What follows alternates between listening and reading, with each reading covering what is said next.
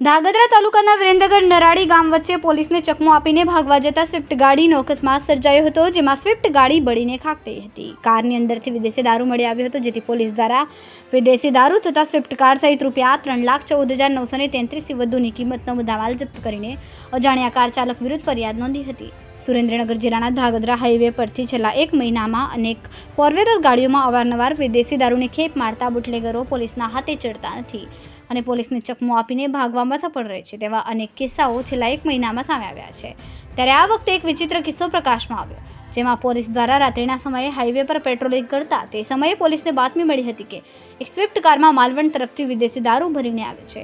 હકીકતના આધારે પોલીસે દ્વારા ગાડીનો પીછો કરતા વિરેન્દ્રગઢ નરાડી વચ્ચે એક સ્વિફ્ટ ગાડીના ચાલકે સ્ટીયરિંગ પરથી કાબુ ગુમાવતા ગાડીનો અકસ્માત સર્જાયો હતો, જેમાં ગાડીમાં આગ લાગતા બળીને ખાક થઈ હતી. ત્યારે પોલીસ દ્વારા ગાડીમાં રહેલા વિદેશી દારૂ સ્વિફ્ટ કાર સહિત 3,14,933નો મુદ્દામાલ કબજે કરીને સ્વિફ્ટ ગાડીના ચાલક સામે ગુનો નોંધીને વધુ તપાસ હાથ ધરી હતી.